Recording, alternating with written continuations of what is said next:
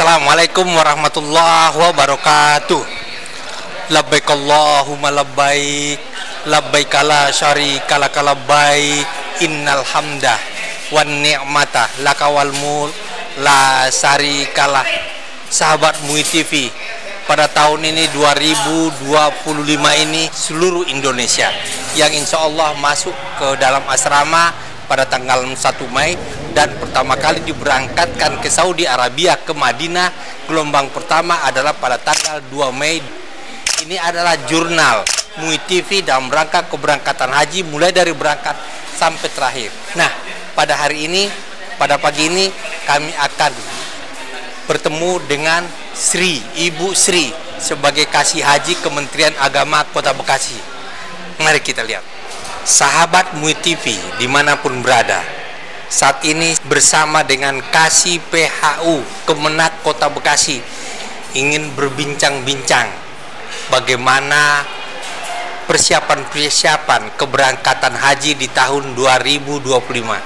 Assalamualaikum Bu Sri. Waalaikumsalam warahmatullahi wabarakatuh. Sehat ya Bu Sri? Alhamdulillah Bu. Biasanya dipanggil Bu Sri, tapi nama kepanjangannya saya Sri.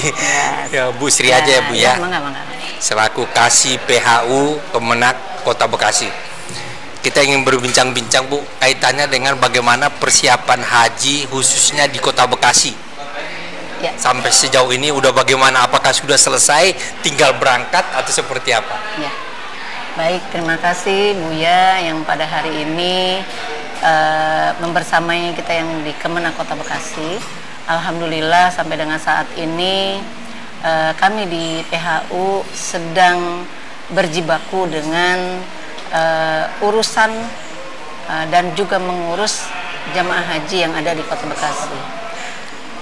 Di awal kita sudah mempersiapkan terkait dengan persiapan untuk penyelenggaraan haji di Kota Bekasi. Di antaranya adalah kita terus saja sampai dengan saat ini terkait dengan istitoah, karena pelunasan haji yang pertama adalah jamaah itu sebelum pelunasan istitoah dulu.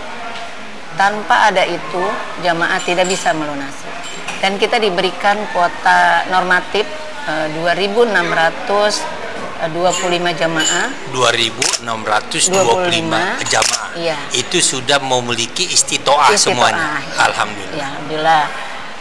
Yang lansianya ada kurang lebih hampir 83. Jadi kalau keseluruhan ada 2.699 jamaah yang akan berangkat di tahun 2025 ini. Tetapi di dalam perjalanannya itu ada tahap 1 dan tahap 2 pelunasan. Di tahap 1 kita masih ada beberapa jamaah yang memang terkendala dengan porsi batu. Kita nyebutnya porsi batu. Porsi batu kita itu masih banyak. Ya. Porsi batu itu adalah orang-orang yang memang nama-namanya sudah harus melunasi dari tahun sebelumnya. Kita contohkan tahun 2020 misalnya, atau 2019 lah. Atau 2019, ya, 2019 harusnya melunasi. Sudah melunasi. Tetapi karena berbagai kendala, bisa jadi orang tersebut memang belum ada dananya atau juga terkendala dengan kesehatannya, sehingga di tahun 2020 atau 2019 tersebut belum melunasi sampai dengan saat ini.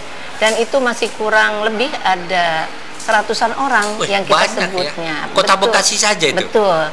Jadi porsi batu itu kadang banyak orang bertanya, kenapa sih itu porsi batu?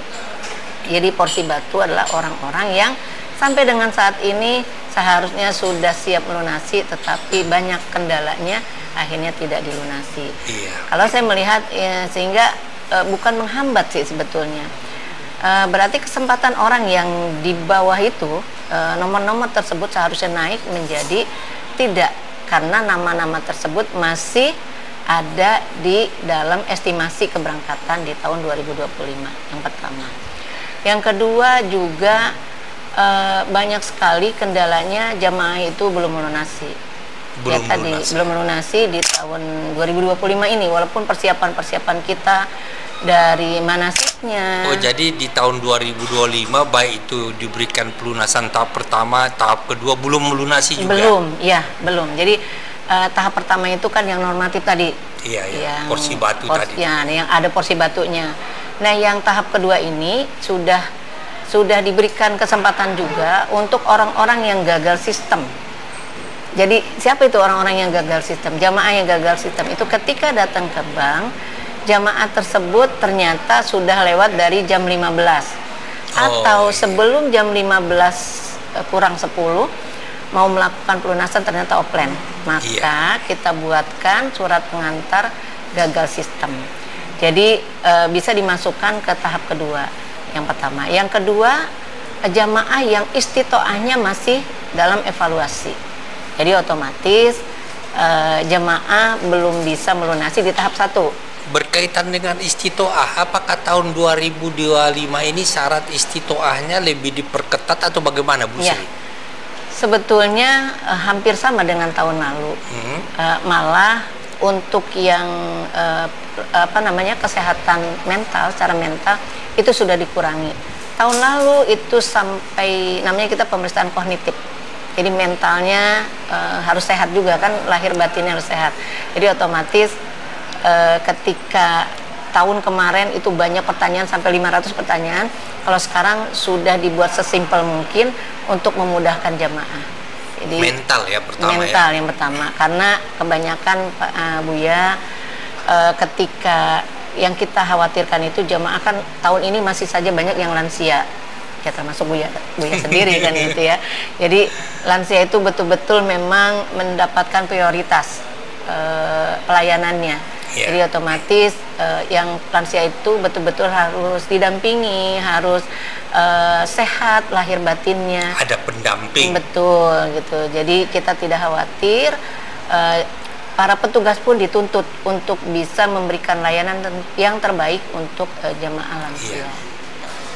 Dan saat ini karena pelunasan kedua diperpanjang waktunya, yang tadinya hanya sampai tanggal 17 April diperpanjang waktunya sampai dengan tanggal 25 April 2025. Jadi masih ada kesempatan buat yang jamaah cadangan, yang pendampingan yang kemarin sudah diproses tanggal 17 April, proses untuk dokumennya itu bisa segera melakukan istitoah serta pelunasan sampai tanggal 25 April. Kita berharap jamaah Kota Bekasi kuotanya bisa terpenuhi di tahun 2025 ini. Dari 2.699 mudah-mudahan bisa berangkat seluruhnya. Gitu. Berarti untuk kota, kalau secara nasional masuk asrama haji tanggal 1 Mei, berangkat tanggal 2 Mei. Betul. Khusus Bekasi. Ya. Khusus Bekasi, kita mendapatkan Kota Bekasi ada 6 kloter utuh, ada 3 kloter full. Betul. Ya, kita nyebutnya utuh gitu. Iya, ya. Utuh ya. Ya, dan insya Allah yang masuk pertama nanti di kloter 4 tanggal 2 Mei masuk asrama haji atau embarkasi, tanggal 3 baru menuju ke bandara langsung ke Arab Saudi. Kloter 4. Ya. Jadi sahabat MUI TV, untuk Kota Bekasi siap-siap keberangkatan pertama masuk asrama haji tanggal 2 Mei dan keberangkatan tanggal 3 Mei, yaitu bagi kloter 4. Nah, siap-siap sahabat MUI TV. Berarti setelah itu seterusnya ya. Untuk pertama kali dan itu masih masuk dalam gelombang pertama. Berarti langsung ke Madinah. Alhamdulillah. Mudah-mudahan sehat semuanya. Dan sehat semuanya. Jadi memang Buya, untuk Kota Bekasi itu dibagi 6 kloter full tadi. Ada gelombang 1 3 kloter, gelombang 2 3 kloter. Yang gelombang 1 itu ada di kloter 4, 11 dan 20. Yang kloter 31-nya kan akhir gelombang 1. Jadi sebentar. Jamaah MUI TV, sahabat MUI TV yang berbahagia, untuk keberangkatan ke Tanah Suci ada 2 gelombang. Khusus Kota Bekasi, gelombang pertama itu adalah yang pertama di kloter 4, berangkat masuk asrama haji tanggal 2 Mei. Ya. Selanjutnya kloter 11 Dan kloter 20. masuk asrama haji tanggal Selanjutnya Pak. selanjutnya. Ya. Nah, kalau kloter 20 saya hafal. Ya, Masuk asrama haji tanggal 10 Mei. Ya. Berangkat tanggal 11 Mei. Ya, berarti Alhamdulillah. Buya di kloter 20. Iya, alhamdulillah. Mudah-mudahan sehat. Ya. Nah, sementara di gelombang kedua jatuh kepada untuk Kota Bekasi yaitu Ya, kloter 36. Dimulai 36 tanggal 18 Mei. mulai tanggal 18 Mei. Ya. Kloter 36. 6, terus selanjutnya 46 Selanjutnya kloter 46 dan kloter 53. dan kloter 53. Selanjutnya Bu Sri, Ya.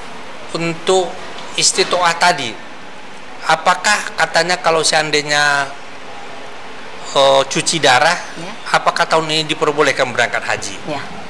Sebetulnya cuci darah itu dari mulai 2022 kemarin Oh, dari 2022. ya sudah tidak diperbolehkan. Oh, iya. Karena memang Buya kalau untuk cuci darah kasihan juga jemaahnya, para petugas pun kan bukan hanya mengurus 1 atau 2 jamaah, tapi banyak jamaah yang harus diurus.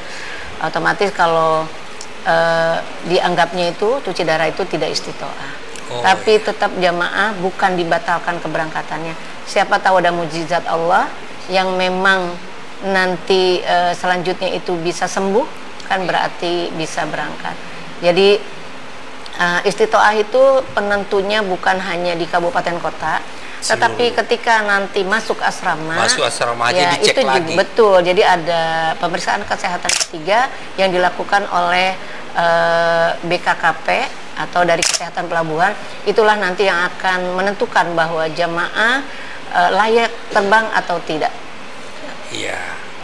Begitu sahabat MUI TV, labbaik Allahumma labbaik, labbaik la syarika laka labbaik, innal hamda wan ni'mata lakawal mul la syarikalah. Terima kasih. Assalamualaikum warahmatullahi wabarakatuh. Waalaikumsalam.